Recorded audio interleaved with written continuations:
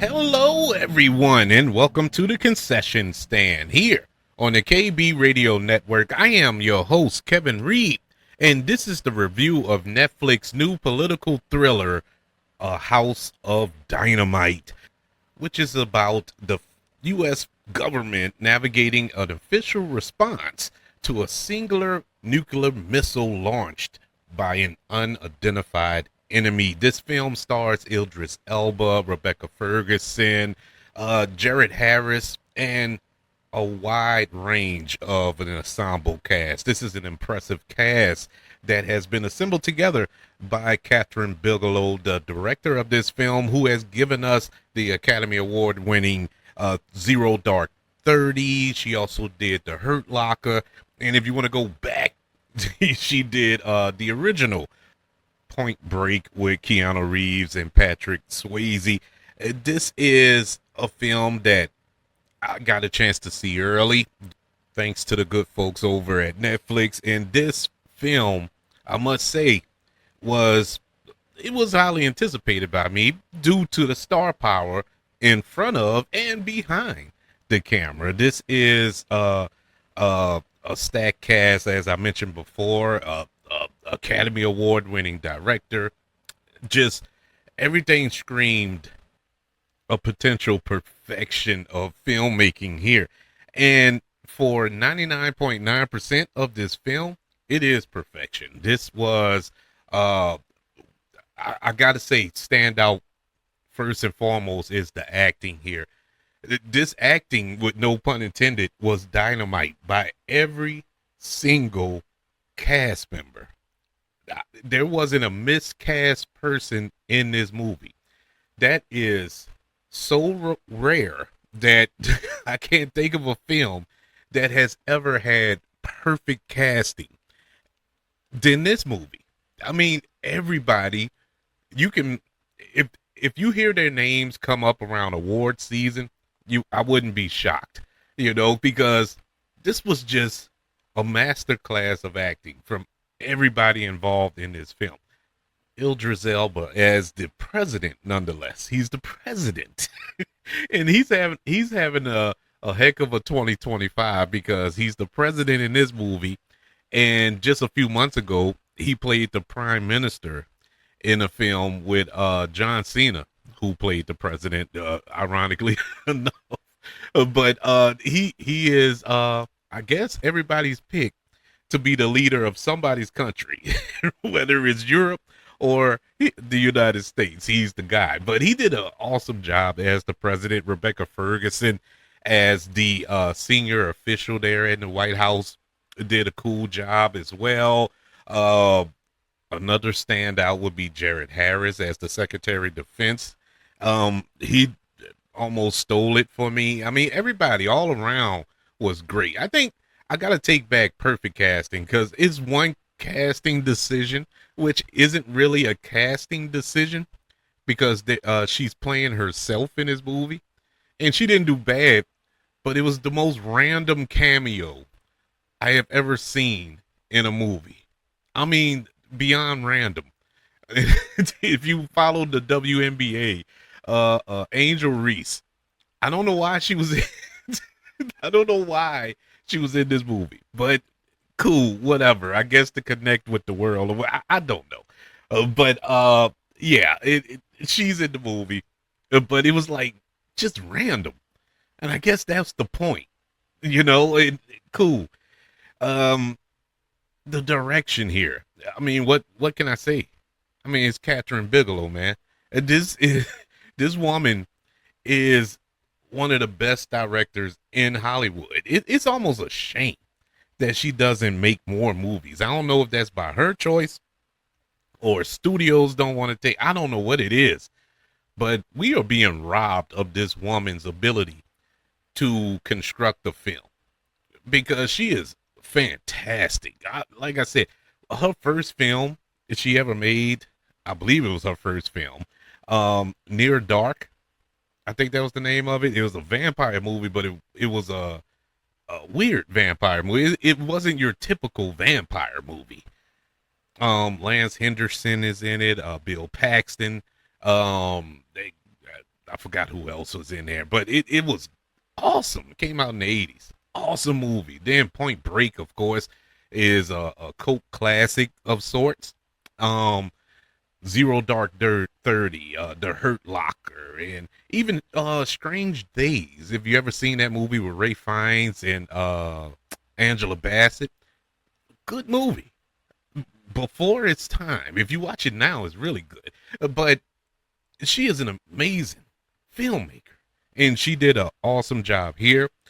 To no one's surprise, I love the story device that she used here, because this story takes place in about 20-30 minutes. It's a 30-minute movie, to be honest with you, but it's stretched out to 2 hours because it's told from different perspectives amongst these officials, the military, the president, the secretary of defense, and so on and so forth. So it is a lot of moving parts within this little 20 to 30 minute time span. And I love how it's used. It isn't stretched out a whole day. You got to make a decision. No, you feel the tension in the story because they got to make this choice in seconds. You know, the clock is ticking and you feel it in every element of the story. And man, it really is the most tense movie you're probably going to watch this year. It was a smart decision to put this out around Halloween because this is the most frightening movie or frightening story, period, that you ever want to watch or even hear about or read about or being told, because this is reality. And it's even stated in the movie about that. Like, I think the president says, man, this is insanity. And I think one of the generals or somebody was like, no, this is reality, Mr. President. And that's what it is. This can happen. And that's the scary, frightening part about this. This can actually happen just like that. And it's frightening, man. A wacko running around in a hockey mask with a machete, it won't frighten me like that. A burnt up freakazoid with knives for fingers, that doesn't frighten me unless I go to sleep. But this is something that can actually happen, and it is frightening. And they made or Kathryn Bigelow and the filmmakers, they made a concerted effort to make you feel the tension, make you feel the real world implications.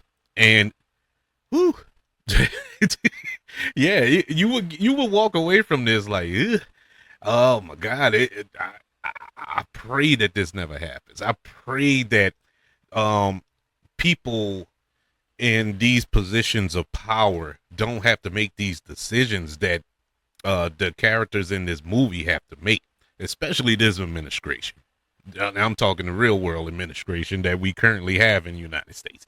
I hope that we don't have them make a decision that can ultimately affect every human being on planet Earth. And that's what this is. Great. I mean, they did a great job. Well, almost great. If you paid attention to what I said to open up this review, this movie was 99.9% perfect. Where that 0.1 comes in, which should be a bigger chunk than the 99.9, but I'm trying my best to be kind with this review. The end of this movie will make you want to throw a shoe through the television. Everything, I mean, it was great. I was thoroughly entertained from start to finish, never got bored, was engaged in the story, was sitting in my chair, just completely engaged, and the movie ended. And I'm not spoiling anything, whatever. The movie just ended. I want him. Of course, I don't care who you are. You're going to want more from this movie. Even if you weren't enjoying the movie as much as I was, you still want more of this movie, to wrap up some storylines. And that didn't quite take place. But I don't know, man. I always went by this code. I have a code when it comes to films. The end of a film can make or break a movie. The score of a film can make or break a movie. Those two elements are key when it comes to film. The score was great. The score was really good in this film, but the ending broke this movie for me. And it's frustrating. Now, what saved it is the fact that I know why they did it. What saved it was the fact that I understand what this film was about. And so if you get it, if you was engaged and you was all in on the storytelling here, you're fine with the ending. But if you was if you were seeking more, I mean just a smidget more, you were going to be severely let down. I wasn't severely let down. I wasn't mad, but I was just left there, you know? It's like this. I'm going to use this example, and I hope I don't offend anybody, but I'm going to use this example. It's like you went out on a date, right? And you went on a date, y'all went to dinner, y'all had great conversation, went out dancing, had a few drinks, you all excited, y'all kissed, you know, y'all was kissing in the car on the way home. Everything was just rocking. You walk up, you get to the bedroom, and floop, nothing happens. That's exactly what this film is. You went on the perfect date and you couldn't get it up. That's exactly how this movie will leave you. But with all that being said, this was great. This was good. This was really, really good. The performances of this film, all of the actors here really, really saved it for me. I think that this is some of the best acting I've seen all year from everybody involved. Some really, really good direction by Kathryn Bigelow. The screenplay was pretty decent. Everything here worked except when the credits roll. But besides that, I give a House of Dynamite a B plus. Yeah, it had potential of being one of the best of the year. It's just that ending. You can't get around that ending for me.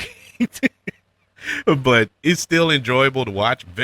I don't think I'll watch it again because, like I said, it is too real. It is too real for my blood. And there's no shame on a House of Dynamite. I never went back and watched Dark 30 again. I watched it 1.5 times, and I couldn't finish it the second time. You know, I just can't go back and watch films like that. You know, Hurt Locker, I think I only seen once. You know, and there's multiple movies down the list, you know, where they're based on true events, and the realism is just too real for me, you know, because I can turn on CNN or something and get the same story, and it's disturbing on CNN, and it's also disturbing when you see it in film. But at least this has an entertaining element to it. I'll give it that much. But that's one man's opinion. I would love to know yours. What did you think of A House of Dynamite? Or have you not checked it out yet and you're planning to? I highly recommend it. I would love to know your thoughts. Email the show, kbradiopodcast@gmail.com. You can also search for the show on all social media platforms. Just search for the KB Radio Network. Also, don't forget about YouTube. Subscribe to the KB Radio Network channel and like this video if you don't mind. Don't forget about the 5 stars, the reviews, and sharing this show if you're listening on Apple Podcasts, Spotify, iHeartRadio, wherever you are currently listening to the concession stand here on the KB Radio Network. Everybody, thank you for joining me for this review of Netflix's new political thriller, A House of Dynamite. Want you all to know that I love you, continue to love everyone, and until we speak again, you all be blessed.